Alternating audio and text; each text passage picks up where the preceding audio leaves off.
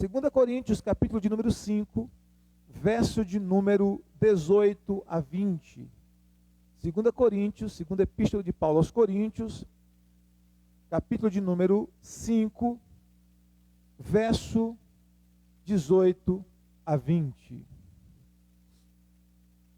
2 Coríntios 5, 18 a 20. Glória a Deus. Amém? Quantos encontraram, digam aleluia. Diz assim a palavra do Senhor: tudo isso provém de Deus, que nos reconciliou consigo mesmo por meio de Cristo e nos deu o ministério da reconciliação.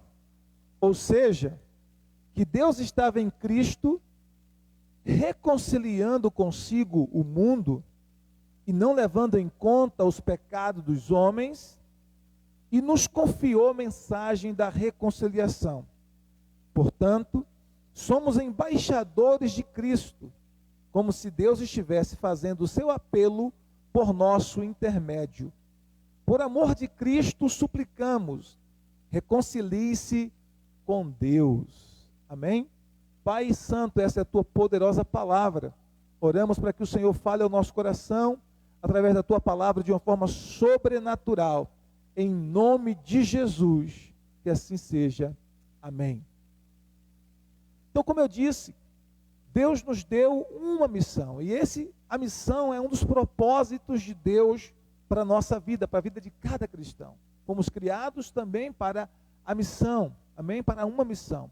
E ser cristão é também ser enviado ao mundo, ser um representante de Jesus, ser um embaixador. Paulo diz aqui nesse texto que nós somos embaixadores de Cristo. E qual é a função de um embaixador? O embaixador representa a sua nação em uma outra nação, representa os interesses da sua nação, representa o seu governo para uma outra nação, representa a cultura da sua nação em uma outra nação, representa as leis da sua nação em uma outra nação. Então, a Bíblia diz que nós somos embaixadores de Cristo, significa que nós estamos representando Cristo aqui nessa terra. Nós somos representantes de Cristo, nós representamos o governo de Cristo, nós representamos as leis de Cristo, nós representamos a cultura de Cristo, que é a cultura do reino de Deus. Nós fazemos essa representação, somos representantes do reino de Deus aqui na terra. Isso é ser embaixador. Então, essa é a nossa missão como discípulos do Senhor Jesus Cristo, sermos embaixadores do reino de Deus. Amém? Diga para a pessoa que está ao seu lado: você é um embaixador do reino de Deus. Aleluia. E o texto diz, interessante, não sei se vocês prestaram atenção, que a palavra, o verbo reconciliar, aparece aí, claro que nas suas conjugações, aparece aí pelo menos 5 vezes no texto que nós lemos. Não sei se vocês prestaram atenção, né? Aparece logo na primeira linha do versículo 18, depois na terceira linha, né? Na segunda linha, depois na terceira, também na quinta linha e na última linha, né? Então o verbo reconciliar aparece aí várias vezes em vários momentos. Isso é interessante. Então o texto diz que Deus está reconciliando o mundo. Qual é o propósito de Deus? É trazer o mundo assim. E essa palavra reconciliação é bem interessante, porque a Bíblia nos fala em Tiago capítulo 4, verso 4, que o mundo está em inimizade com Deus. O mundo está em inimizade com Deus. Tiago 4,4 diz: infiéis, não sabeis que a amizade do mundo é inimizade contra Deus? Portanto, qualquer que quiser ser amigo do mundo, constitui-se inimigo de Deus. Então, Tiago 4,4 nos diz que o mundo está em inimizade contra Deus. E isso aconteceu desde que época? Desde a queda. Desde lá do Éden, quando o homem desobedeceu a Deus, que houve um princípio de inimizade, um princípio de separação, onde a comunhão e o relacionamento com Deus foi quebrado por causa da desobediência humana. Lá no capítulo 59 do livro de Isaías, do profeta Isaías, Isaías 59, versículo 1 e versículo 2, está escrito assim: eis que as mãos do Senhor não estão encolhidas para que não possa salvar, nem surdos seus ouvidos para não poder ouvir, mas as vossas iniquidades fazem separação entre vós e o vosso Deus, e os vossos pecados encobrem o seu rosto de vós, para que não vos ouça. Então Isaías 59, principalmente versículo 2, deixa bem claro que por causa do pecado, por causa da desobediência, o mundo está em uma separação em relação a Deus. O mundo está alienado de Deus, o mundo está em uma divisão, uma separação com Deus, em inimizade. Tiago 4,4 também afirma essa mesma verdade. O mundo está em uma inimizade com Deus. Só que Deus não quer que o mundo esteja em inimizade com Ele. É por isso que Ele enviou Jesus Cristo. Cristo Jesus veio exatamente para quê?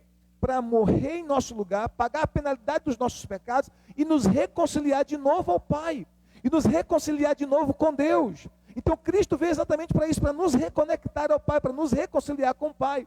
Só que Deus está reconciliando o mundo em Cristo, só que a Bíblia diz o seguinte, que Deus nos deu esse ministério da reconciliação. A quem, pastor? A todos nós, a igreja, a todo servo de Deus. Nós somos chamados por Deus para comunicar às pessoas, para proclamar às pessoas que por meio de Cristo Jesus, elas podem se reconciliar com Deus, elas podem renovar a sua comunhão com Deus, elas podem fazer aliança com Deus, elas podem ter um relacionamento pessoal com Deus, elas podem ter amizade com Deus através de Cristo Jesus. Por isso Paulo diz que isso é o ministério da reconciliação. Por que da reconciliação? Como eu disse, o mundo desde o Éden está em inimizade com Deus, perdeu a sua comunhão, a comunhão foi rompida, quebrada, a amizade, o relacionamento com Deus, em Adão foram rompidos e quebrados, mas agora em Cristo essa comunhão, essa amizade com Deus, esse relacionamento com Deus, pode ser restaurado. E Paulo diz que Deus nos deu então, a igreja, o ministério da reconciliação. Deus está reconciliando o mundo com Ele mesmo, através de Cristo, mas deu a nós a missão, que é ao mesmo tempo um privilégio e uma responsabilidade. Deus nos deu a missão de sermos ministros da reconciliação. Amém? Diga bem alto, eu sou um ministro ou uma ministra da reconciliação. Né? Nós somos ministros da reconciliação, é isso que a Bíblia nos diz. Eu e você temos a missão de proclamar essa reconciliação com Deus por meio de Cristo Jesus. Então nós devemos suplicar ao mundo que se reconcilie com Deus. E é interessante porque no versículo final aí, né, Paulo diz assim, por amor de Cristo, suplicamos, reconcilie-se com Deus. Olha que interessante. Presta atenção aí. No verso 20, ele diz assim, verso 19 e 20, ele diz assim, nos confiou a mensagem da reconciliação, o ministério da reconciliação. No verso 20 ele diz assim, portanto somos embaixadores de Cristo, como se Deus estivesse fazendo o seu apelo por nosso intermédio. Deus está fazendo o apelo às pessoas por nosso intermédio. Deus fala através de mim e de você. Deus quer usar a nossa vida, a nossa boca, como instrumentos da sua misericórdia e graça para as pessoas. Apesar de nossas limitações, de nossas falhas, apesar de nós, Ele quer nos usar.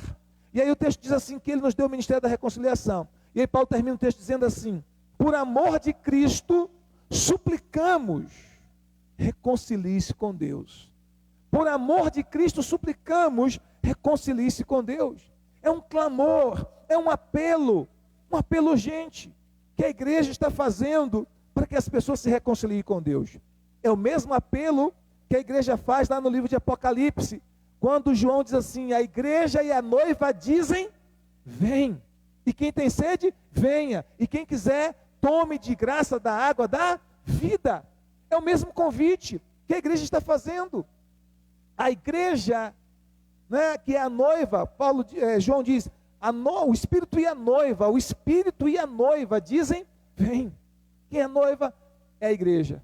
Então o Espírito está falando, mas a igreja também está falando por meio do Espírito, dizendo às pessoas, venha a Cristo. Venha as fontes da água da vida, venha a fonte da água da graça, venha onde você pode ser reconciliado com Deus, onde você pode ter os seus pecados perdoados, onde você pode ter a cura sobre o seu corpo, sobre a sua alma, sobre o seu espírito, onde você pode ser restaurado, onde a misericórdia pode te alcançar, onde a graça pode te alcançar, onde o perdão pode te alcançar, onde a paz pode te alcançar, onde a vida pode te alcançar. Então a igreja, que é a noiva, está dizendo, vem.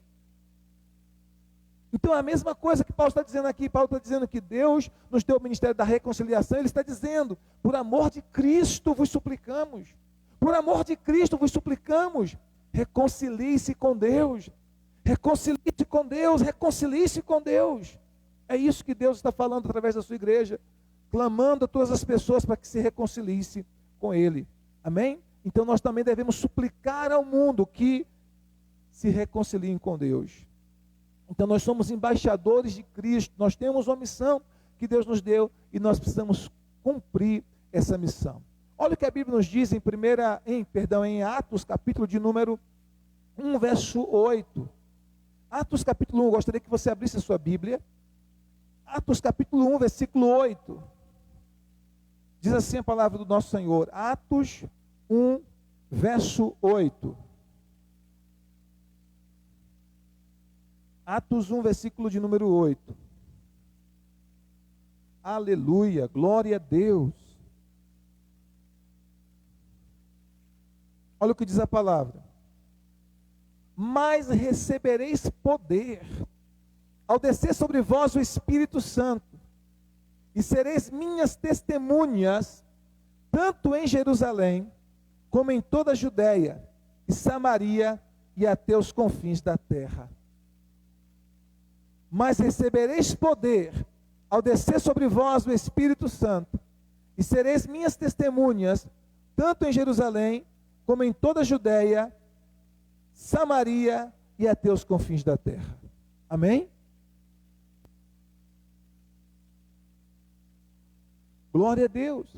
Então, qual é o propósito do poder? Qual é o propósito de sermos revestidos de poder? O propósito é que nós sejamos testemunhas de Jesus. Deus nos chamou para testemunhar a respeito de Cristo. Deus nos chamou para sermos testemunhas. E a Bíblia diz em 1 Coríntios capítulo 3, verso 9, que nós somos cooperadores de Deus. Olha só, 1 Coríntios capítulo 3, versículo de número 9. 1 Coríntios, capítulo de número 3, verso 9. Glória a Deus. Porque de Deus somos cooperadores. Porque de Deus somos cooperadores. Aleluia. Nós somos cooperadores de Deus. Então nós temos uma missão. Qual é a missão? Reconciliar as pessoas com Deus. Qual é a missão? Convocar as pessoas para que se reconciliem com Deus. Convidar as pessoas para isso. Deus nos deu essa missão, queridos. Essa missão não foi dada apenas aos pastores, apenas aos apóstolos, profetas, evangelistas, pastores, mestres, apenas aqueles que compõem um dos 5 ministérios. Não, essa missão foi dada a todo cristão. Essa missão foi dada a cada discípulo de Jesus. Essa missão foi dada a todos, desde o novo convertido até um ancião na fé. E é interessante porque a Bíblia nos fala em João capítulo 4 sobre a mulher samaritana. A mulher samaritana que teve um encontro ali no poço de Jacó com Jesus.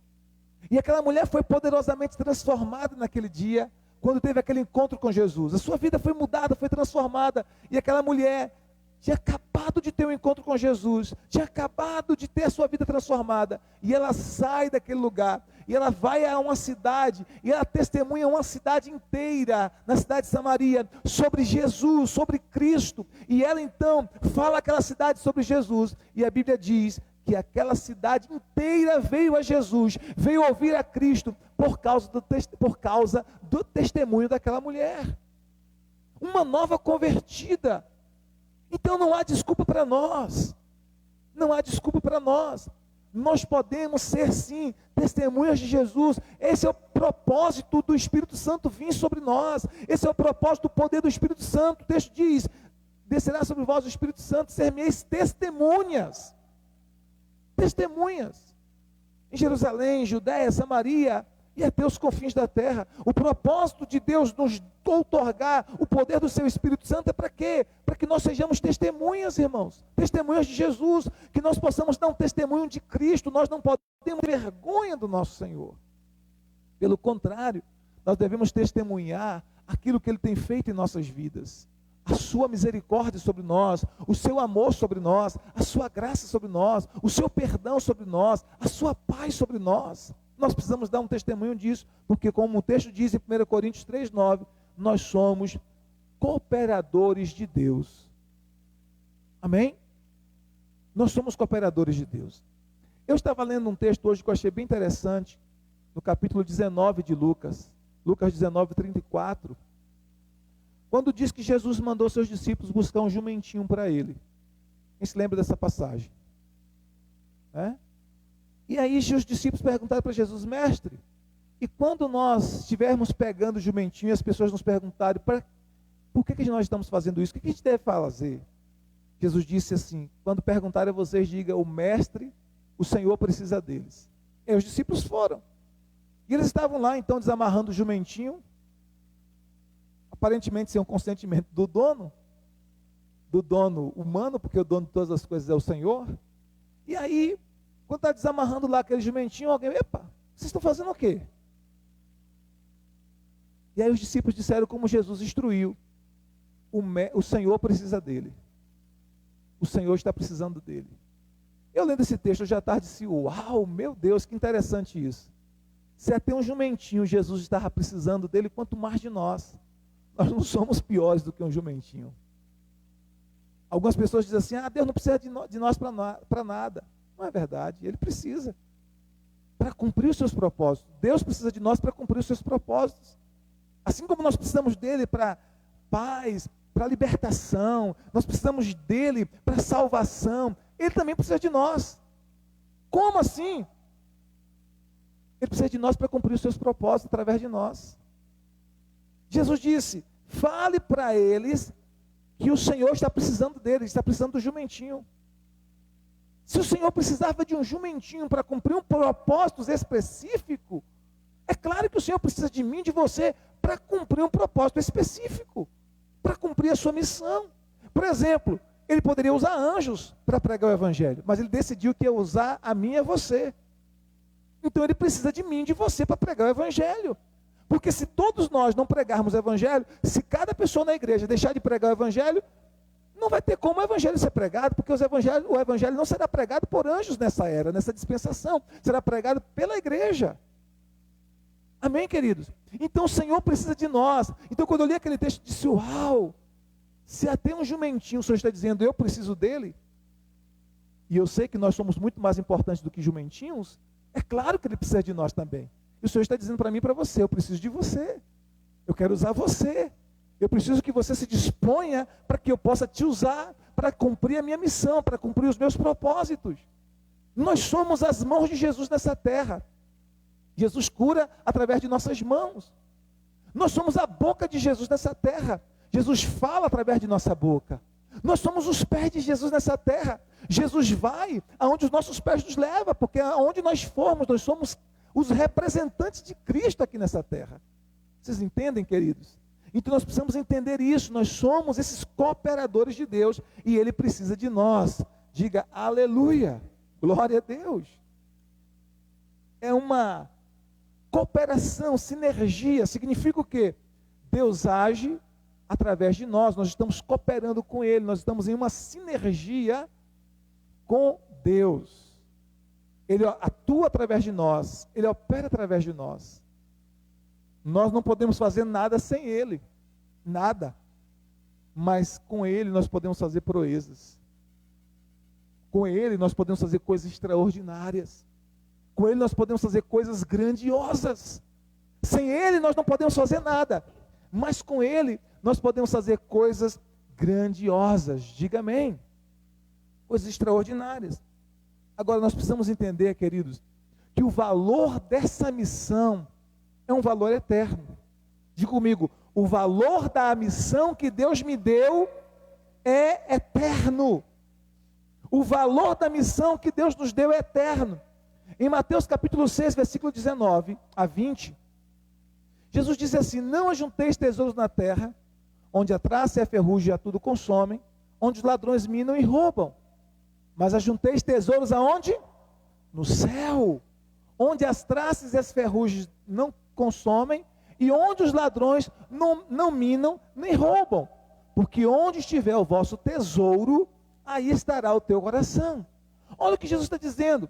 Jesus está nos mostrando que há um contraste muito grande entre as riquezas materiais e as riquezas espirituais. Ele está nos dizendo que aqui nessa terra, as riquezas da terra estão sujeitas à traça, à ferrugem, à deteriorização do tempo. Estão sujeitas a serem roubadas, usurpadas. Mas as riquezas eternas, as riquezas do céu, não estão sujeitas à ferrugem, não estão sujeitas a serem deterioradas com o tempo, não estão sujeitas a serem roubadas. Imagine, você compra um carro, né? E esse carro é tão novo, tão cheiroso, tão bonito. Daqui a 10 anos, 20 anos, 30 anos, 40 anos, como é que estará esse carro? Não é verdade? Então, as riquezas da terra, elas se deterioram. Jesus está dizendo que a riqueza do céu não. Ou seja, as riquezas do céu, elas são eternas. Então Deus nos deu uma missão de valor eterno. Por quê? Aí eu vou te dizer por quê. Porque quando você ganha uma alma para Jesus, quando você cuida desta pessoa, quando você ajuda essa pessoa a se firmar no Evangelho, quando você pega essa pessoa, leva para a célula, você consolida, você ministra, você tem um encontro com aquela pessoa semanal para instruir na palavra, para orientar, para cuidar daquela pessoa, você está acompanhando aquela pessoa na fé. O que acontece? Aquela pessoa foi salva, você está ajudando aquela pessoa a crescer na fé, a amadurecer na fé. Um dia aquela pessoa estará na eternidade com você. E aquela pessoa é uma riqueza na sua vida. Por quê? É como diz a Bíblia, é uma coroa para você. É uma recompensa, é uma pedrinha na sua coroa, digamos assim. É uma recompensa eterna, que não pode ser roubado, não pode ser perdido, não pode ser deteriorado. Diga amém se você está entendendo. Então, essa missão, ela é eterna. Essa missão tem valor eterno. Qualquer outra coisa que se faça na terra é apenas para a terra. Qualquer outra coisa. Pense aí em qualquer profissão. Qualquer profissão é apenas para a terra. Qualquer profissão é apenas para a terra. O que você pensar de profissão tem a ver apenas com as coisas aqui dessa terra. Mas quando você fala de missão, a missão que Deus te deu, a vocação espiritual que Deus te deu, quando você usa, inclusive a sua profissão secular, para cumprir a sua missão espiritual, ganhar almas para Jesus, cuidar de pessoas, ministrar o Evangelho, sabe o que acontece? Essa missão, ela não é apenas para a terra. Ela toca também a vida da pessoa na terra, mas muito mais do que isso, prepara a pessoa para a eternidade. Então nós precisamos entender, queridos, que a nossa missão, ela é eterna, e a recompensa dessa missão também é uma recompensa eterna. E o Senhor vai te recompensar por tudo que você faz no reino de Deus. A Bíblia diz que até quando você dá um copo de água fria a um dos pequeninos que creem no Evangelho, que creem em Jesus, você não fica sem recompensa. Quando você dá, ainda que seja um copo de água fria a uma criança que crê no Senhor Jesus, você não fica sem recompensa? Quanto mais quando você faz coisas como ganhar almas para Cristo, como cuidar de vidas no Evangelho. Você terá recompensas eternas. E você precisa ser motivado pelas recompensas. O Senhor nos mostra as recompensas justamente para nos motivar. Ele nos mostra as recompensas para nos motivar. Ele nos deu um alvo, Ele nos deu uma missão. Agora, essa missão tem desafios, essa missão exige renúncias, exige sacrifícios, exige tempo de oração, tempo de investimento na conquista de almas, só que Deus nos deu as recompensas. E aí nós precisamos ficar de olho nas recompensas, porque as recompensas nos motivam a continuar na missão. Você não cumpre o teu chamado, você não cumpre a missão que Deus te deu somente por causa das pessoas em si, mas principalmente por causa de Cristo e das recompensas eternas que Ele prometeu a você. Amém? Então, diga para o seu irmão assim: você será recompensado. E você tem que ser motivado pelas recompensas. Tem gente que acha que é errado ser motivado pelas recompensas. Não, queridos, o próprio Jesus disse. Ele nos motivou através das recompensas. E quando você vai ler, por exemplo, Apocalipse, lá nas cartas às igrejas da Ásia Menor, você vai ver quantas vezes Jesus Cristo, ele orienta a igreja dizendo: ao vencedor darei uma pedrinha branca, ao vencedor farei coluna no templo do meu Deus, ao vencedor farei isso e aquilo. Ele promete as recompensas para os vencedores. Então há recompensas, e essas recompensas precisam nos motivar. Porque às vezes a gente fala assim: ah, não, eu não quero nada não. Não, você tem que querer. Você tem que querer. A recompensa da eternidade é para mim e para você. Você tem que querer. As recompensas são para nos motivar. Por exemplo, lembra de Davi? Davi foi recompensado quando ele venceu o gigante. Ele foi lá e disse assim: olha, o que vai ganhar o homem que vencer esse gigante? E aí a recompensa era: olha, vai casar com a filha do rei. Ó, a recompensa. Vai casar com a filha do rei, vai ser isento, a sua casa vai ser isento de impostos. E foi falando das recompensas. Ele pensou nas recompensas, ele disse: então eu vou. Tem recompensa. Amém? Tem recompensas. Então nós precisamos ser motivados pelas recompensas da eternidade. Há recompensas para você quando você é fiel no cumprimento da sua missão. Com desafios, com lutas, com adversidades. Nós estamos vivendo um tempo desafiador, esse tempo que nós estamos vivendo agora. Mas nós estamos cumprindo a nossa missão. Com desafios, com lutas, estamos cumprindo a nossa missão. Continuamos pregando o evangelho, continuamos cuidando de vidas, continuamos ganhando almas. Amém? Continuamos. Então haverá recompensa para mim e para você. Diga glória a Deus.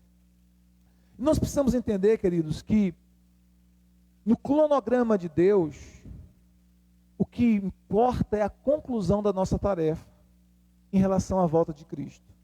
A gente fica muito preocupado em relação à volta de Cristo, em relação ao tempo dessa volta, mas há um texto bem interessante, eu acho bem interessante esse texto. Eu queria que você abrisse aí a sua Bíblia, em 1 Pedro capítulo 3, versículo 9, vamos ler o capítulo 3, versículo 9, 11 e 12. Olha que interessante esse texto. 1 Pedro, capítulo de número 3, versículo 9,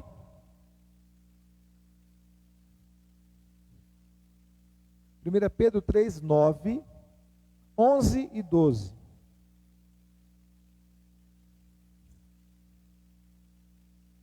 Primeira Pedro capítulo 3, versículo 9, diz assim: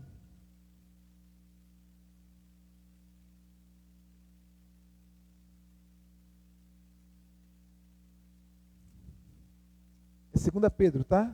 Eu errei aqui. 2 Pedro 3, 9.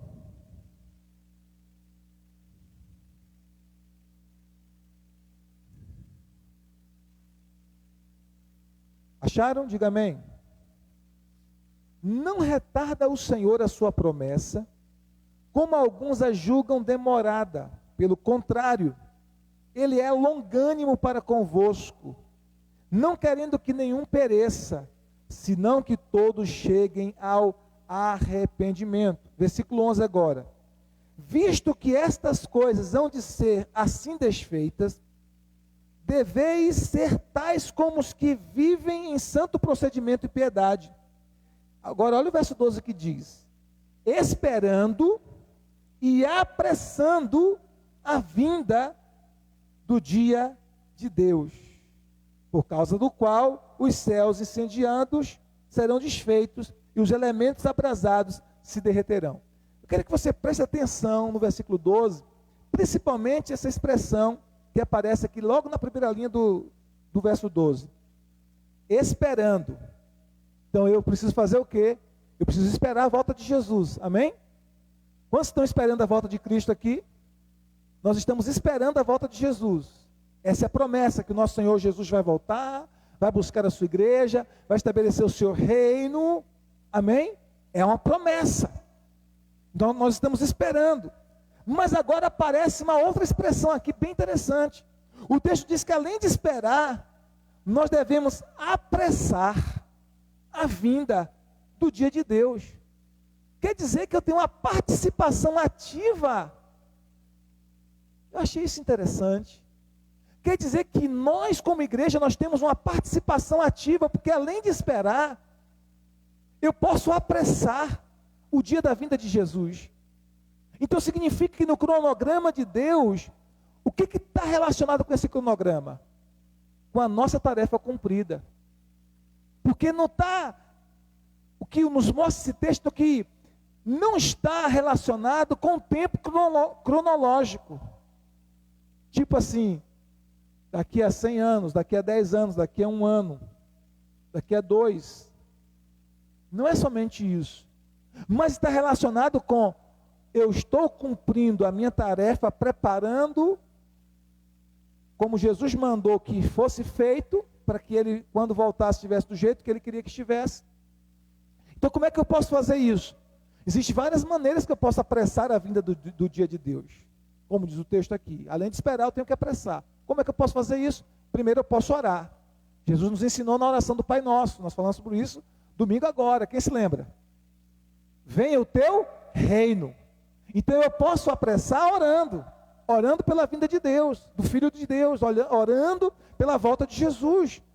A igreja precisa anelar pela vinda do noivo. A igreja precisa ansiar pela vinda do noivo. A igreja precisa desejar a vinda do noivo, chorar pela vinda do noivo. A igreja precisa querer isso, desejar com todo o coração e orar por isso. Lembra da profetisa Ana e de Simeão, lá no Antigo Testamento? O texto diz que eles estavam orando, que eles estavam jejuando. Aquela profetisa Ana, não é? Simeão não Simeão, capítulo 2 de Lucas, me lembre aí o nome do homem. Simeão mesmo, né? Confere aí na Bíblia para mim. Simeão, capítulo 2 de Lucas, finalzinho do capítulo. Quer dizer, eles estavam ali no templo, orando, intercedendo, buscando. A profetisa Ana estava ali o tempo todo. Ela era uma mulher viúva, viveu com o marido apenas 7 anos, e já era viúva de 82 anos, e gastou toda a sua vida depois da partida do seu marido, no templo, orando, chorando, jejuando, servindo a Deus dia e noite com jejuns e orações. E certamente eles estavam orando pelo quê? Pela vinda do Messias, porque essa era a promessa que Deus havia feito para o povo de Israel. Então eles estavam orando pela vinda do Messias, para que o Messias viesse, para que o Messias viesse, para que o Messias viesse. O que aconteceu? Deus ouviu o clamor, não apenas dela, mas de tantos outros servos de Deus que clamavam de dia e de noite pela vinda do Messias, e o Messias veio. E Deus deu a oportunidade a Simeão, é Simeão mesmo? Simeão e Ana. Simeão, não é isso? Opa, obrigado. Simeão e Ana, Deus deu a oportunidade a eles de ver o Messias. E Simeão pegou o Messias em seu colo, o Senhor Jesus. Então nós podemos orar pela vinda do Filho de Deus. Nós podemos orar dizendo, venha o teu reino. Como Jesus nos ensinou na oração modelo, na oração do Pai Nosso. Venha o teu reino, seja feita a tua vontade assim na terra como no céu. Que venha o teu reino. Clamar pela vinda do reino, pela vinda do Filho de Deus. Essa é uma forma de apressar. O texto diz, esperando e apressando a vinda do Filho, a vinda do dia de Deus. Mas além de orar, qual é a outra maneira que eu posso fazer para apressar a sua vinda? Pregando o Evangelho. Qual é a outra maneira, além de orar, que eu possa fazer para apressar a vinda do Filho de Deus? Pregando o Evangelho, ganhando almas para Cristo, levando pessoas a Jesus. Por quê?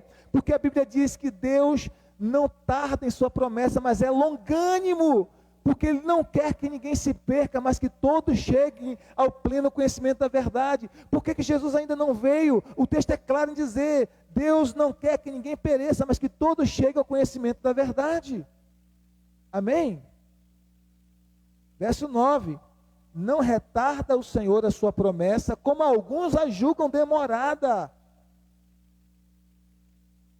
Pelo contrário, Ele é longânimo para convosco, não querendo que nenhum pereça, senão que todos cheguem ao conhecimento da verdade.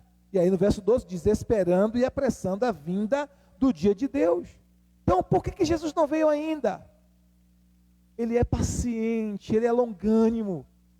Ele está tendo paciência para que mais pessoas se convertam, para que mais pessoas conheçam a verdade, para que mais pessoas conheçam a Jesus, sejam salvas, sejam perdoadas, sejam transformadas. E aí, queridos, tem a nossa participação nisso. Nós precisamos orar pelo evangelismo mundial, nós precisamos orar por missões mundiais e também nós precisamos fazer a nossa parte, orando por aqueles próximos a nós, que ainda não são salvos, e pregando em tempos oportunos, em oportunidades que Deus nos dá, o evangelho para essas pessoas. Convide a pessoa para a célula, convide a pessoa para vir ao culto, entregue um folheto, dê uma Bíblia de presente, evangelize, dê um livro cristão de presente, use criatividade, formas criativas de você levar o evangelho de Cristo para as pessoas. Use forma criativa para você compartilhar o amor de Deus com as pessoas da sua família, com as pessoas da sua rua, com as pessoas da sua vizinhança, da sua escola, da sua faculdade, com as pessoas próximas a você, do seu trabalho.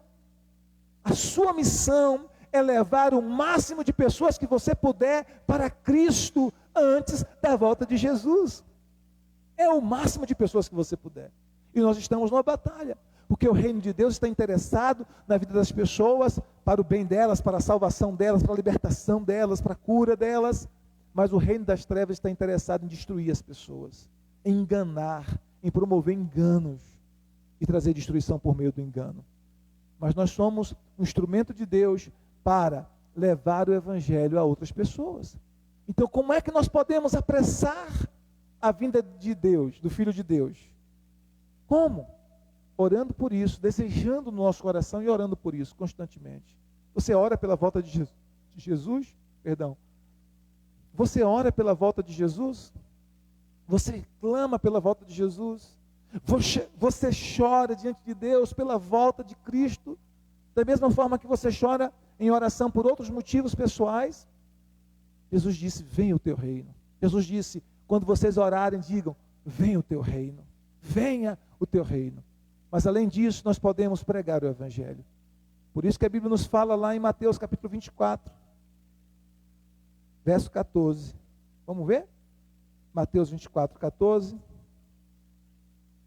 Aleluia.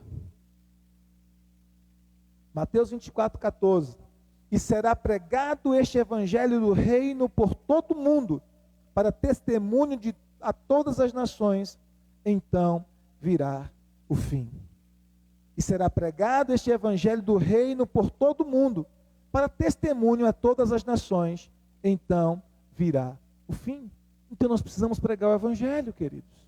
Essa é uma missão. Então olha só, no cronograma de Deus, tem muito mais a ver com a nossa tarefa cumprida, com a nossa missão concluída, do que com o tempo. Entendeu? É mais ou menos assim, é como se a mãe saísse de casa e dissesse para o filho assim, ou para a filha assim, ou para o filho, olha, eu vou deixar essa tarefa para você aqui. E assim que você tiver terminado essa tarefa, mamãe volta. Ela não estabelece um horário. Ela diz assim que você terminar a tarefa. Suponhamos que ela tenha lá na cozinha, ela deixou a criança lá fazer, lavar a louça ou varrer a cozinha, e ela tem lá na cozinha uma câmera. E lá do celular ela está olhando se o filho está fazendo ou não, se já lavou a louça, se já varreu a casa ou não. Ela está dizendo, olha, quando você terminar de fazer, eu estarei de volta. Então, como é que a criança vai apressar a vinda da mãe? Cumprindo a tarefa, fazendo o que a mãe pediu para fazer. Vocês entendem o que eu quero dizer, queridos? Então, Pedro está dizendo, olha, espere o dia de Deus. Espere, mas não apenas isso, apressando a sua vinda. 2 Pedro 3,12. Eu devo esperar, mas também eu devo apressar. E aí o apressar tem a ver com o quê? Com a minha missão cumprida. E qual foi a missão que Deus me deu? Pregue o evangelho a toda criatura. Quem crer e for batizado será salvo, quem não crer será condenado. E estes sinais seguirão os que creem. Em meu nome expulsarão demônios, falarão novas línguas, curarão os enfermos. Então Então Jesus está dizendo isso, queridos. Prega o evangelho. Mateus capítulo 18, capítulo 28, verso 19 e verso 20. Ide e fazer discípulos de todas as nações, batizando-os em nome do Pai, do Filho e do Espírito Santo. Verso 20, ensinando-os a guardar todas as coisas que vos tenho ordenado, e eis que estou convosco todos os dias, até a consumação dos séculos. Todos nós, sejamos nós, crianças ou adultos, jovens, adolescentes, crianças, adultos, senhores e senhoras, anciãos e anciãs, sejamos nós novos convertidos ou veteranos na fé, não importa se você tem um dia de crente ou anos, todos nós recebemos de Deus a missão de compartilhar o evangelho de Cristo com outras pessoas. É a nossa missão, compartilhar o evangelho de Cristo com outras pessoas. Amém? Então, de acordo com esse texto, por que Jesus não voltou ainda conforme a sua promessa? Ele não quer que ninguém pereça. Então nós precisamos ganhar o máximo de pessoas que nós pudermos. O máximo. Isso exige de nós intercessão, oração, lágrimas no altar de Deus, orando pelos perdidos, orando por um avivamento, orando por aqueles da nossa família ou do nosso círculo de amizade, de relacionamentos que ainda não conhecem Jesus, que estão com seus olhos espirituais cegos para a realidade, porque a Bíblia diz em 2 Coríntios capítulo 4, capítulo 10, verso 4, que o Deus desse século cegou o entendimento dos incrédulos, para que não lhes resplandeça a luz do Evangelho de Cristo. Então há uma cegueira espiritual, e a intercessão faz parte dessa quebra, dessa cegueira. Nós precisamos interceder. Vamos evangelizar? Sim, mas nós precisamos interceder por essas pessoas, para que quando o evangelho chegar aos seus corações, toda resistência no mundo espiritual tenha sido quebrada, para que essas pessoas recebam o evangelho com o coração aberto, que o coração dessas pessoas, do nosso círculo de relacionamento, seja uma boa terra, que recebe a semente da palavra e produz a 30, 60 e a 100 por um. Amém? Então, como é que a gente vai fazer? Primeira coisa, vamos orar por estas pessoas. Jejuem por elas, faça vigília de oração por estas pessoas, interceda, faça campanhas de oração por essas pessoas, coloque essas pessoas no seu caderninho de oração, ore todos os dias. Lembra de domingo à noite, eu disse orar até que aconteça. Ore até que o coração endurecido seja quebrado. Ore até que as cadeias espirituais sejam quebradas. Ore até que os olhos espirituais sejam abertos. Até que os espíritos que aprisionam as pessoas sejam expulsos e a pessoa seja liberta e salva em Cristo Jesus. Nós temos essa missão, queridos. Não é uma missão apenas do pastor. Não é uma missão apenas do pastor. É uma missão de cada crente. O pastor, enquanto pastor, tem a responsabilidade de apacentar o rebanho. Enquanto ovelha, porque o pastor também é ovelha do Senhor, ele tem a missão de gerar outras ovelhas. No papel de ovelha, eu devo gerar outras ovelhas. No papel de ovelha, eu devo gerar outras ovelhas. No meu papel de pastor, eu devo apacentar as ovelhas. E agora, todos nós somos ovelhas do Senhor Jesus. Não apenas eu, mas todos nós somos ovelhas do Senhor Jesus. E como ovelhas do Senhor Jesus, todos nós temos a responsabilidade de gerar outras ovelhas.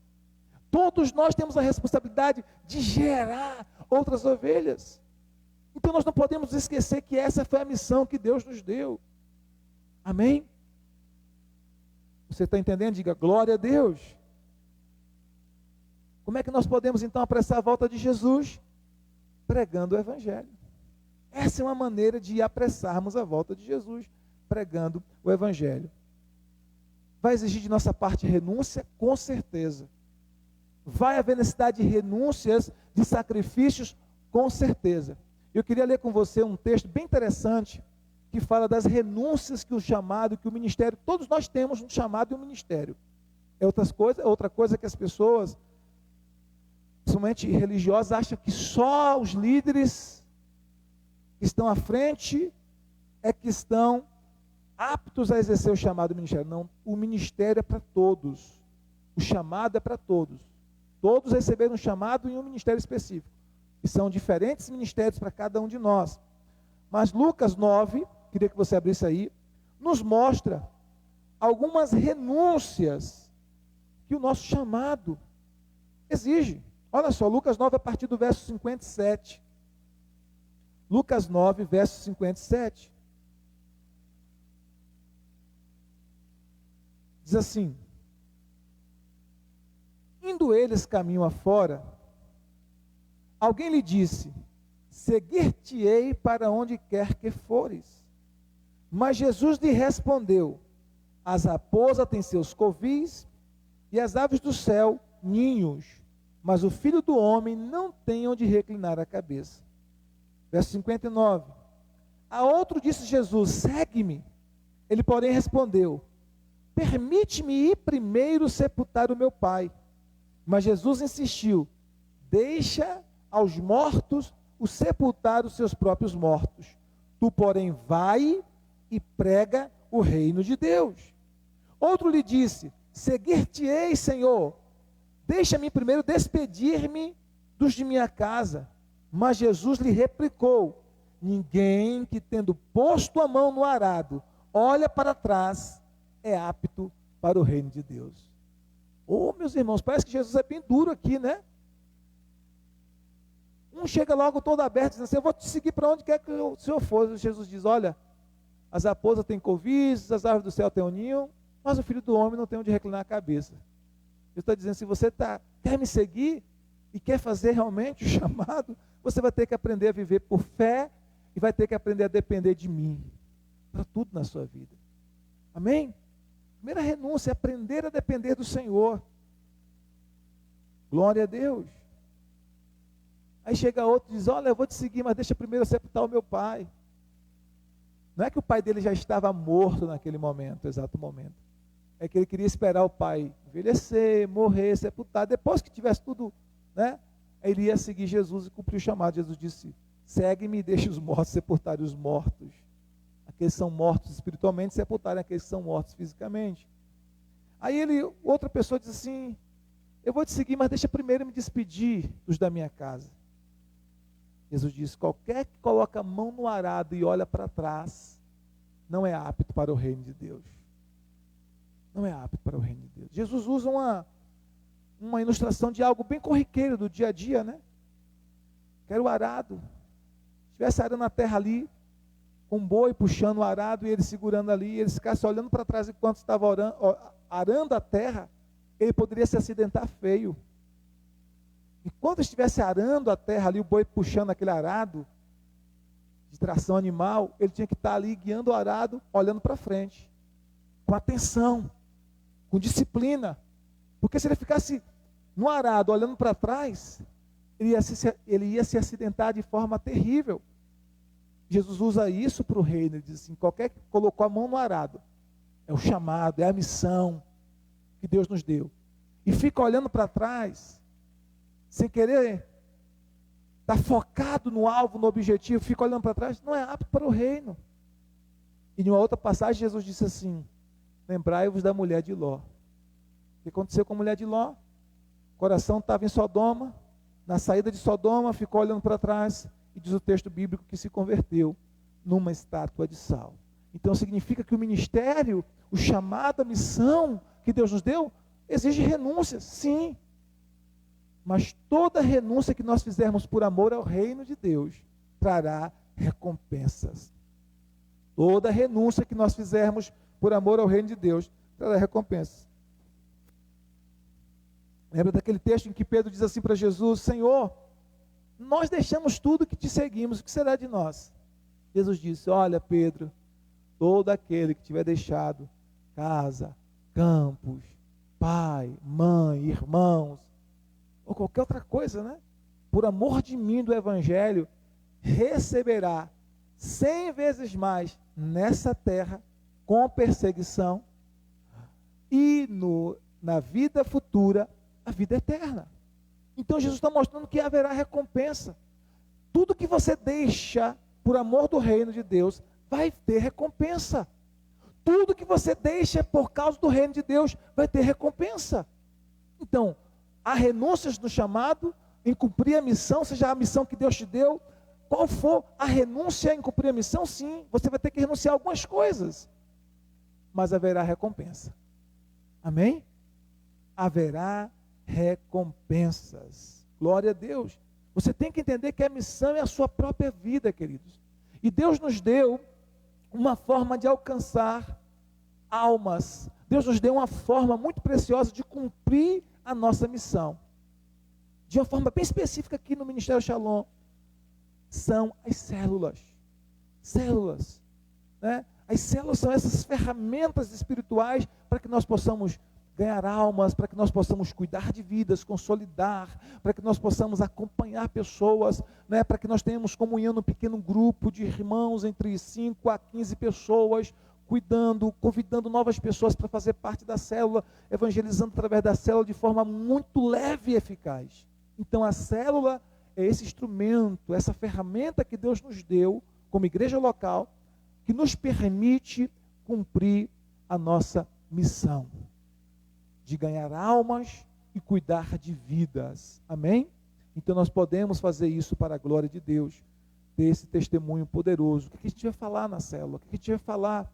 A gente vai testemunhar o que Jesus fez na nossa vida, o que Jesus está fazendo na nossa vida. Amém? A gente vai ministrar as lições do Evangelho, as lições da vida de Deus. A gente vai ministrar as boas novas do Evangelho. Então nós temos uma escolha. Qual é a nossa escolha? Ou a gente vai ser um cristão classe A, ou a gente vai ser um cristão mundano. O que é um cristão classe A? Um cristão classe A é aquele que trocou o seu raciocínio egoísta por um raciocínio altruísta. É aquele que não pensa somente em si mesmo, em seu próprio umbigo, mas ele pensa no todo.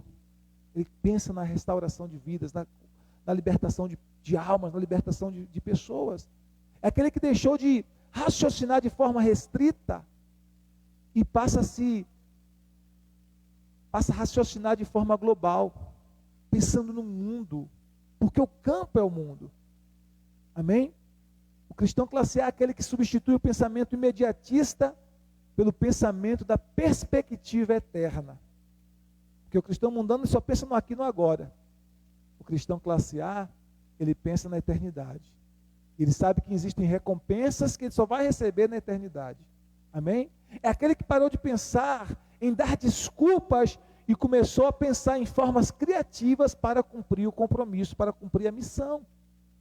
Então o cristão classe A é aquele que ele não fica pensando numa forma de se desculpar.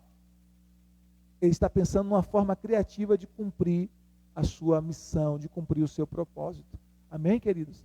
Então, qual é o propósito de Deus para a nossa vida? Já falamos, adorar a Deus, o propósito de amá-lo, ser amado por Ele. O propósito de comunhão, termos comunhão uns com os outros, relacionamento. O propósito de fazermos parte de uma família espiritual, que é o propósito da comunhão. Mas também temos o propósito do ministério, que é de servir uns aos outros com os dons que Deus nos deu. E o propósito da missão, que é o propósito de levar o Evangelho de Cristo ao máximo de pessoas que nós pudermos e ganharmos para Cristo o máximo de pessoas que nós pudermos. Amém? Nós não podemos deixar de cumprir a nossa missão. Ide e fazei discípulos de todas as nações. Ide por todo o mundo e pregai o Evangelho a toda criatura. Essa missão é minha. Essa missão é sua. É sua. Amém? Diga para essa pessoa que está ao seu lado, essa missão é sua também. Amém? E nós precisamos nos dispor a cumprir a missão que Deus nos deu. Eu quero profetizar que através da sua vida, pessoas serão salvas em nome de Jesus. As pessoas da sua família serão salvas, serão libertas, serão transformadas pelo poder do nome de Jesus. Quero profetizar que Deus vai usar você, Deus vai usar a sua boca para pregar o Evangelho. Que através das suas palavras, as palavras de Deus que sairão da sua boca, pessoas se converterão, pessoas serão libertas, salvas, curadas, restauradas, transformadas, famílias restauradas, pelo poder de Deus na sua vida. Eu quero profetizar que você será canal de Deus. Não olhe para você, para suas limitações, olhe para o Cristo poderoso que está em você. Cristo está em você. A Bíblia diz, Cristo em vós, a esperança da glória. Deus vai usar você para grandes coisas. Sem Jesus nós não podemos fazer nada. Mas com Cristo nós podemos fazer proezas. Com Cristo nós podemos fazer coisas grandiosas.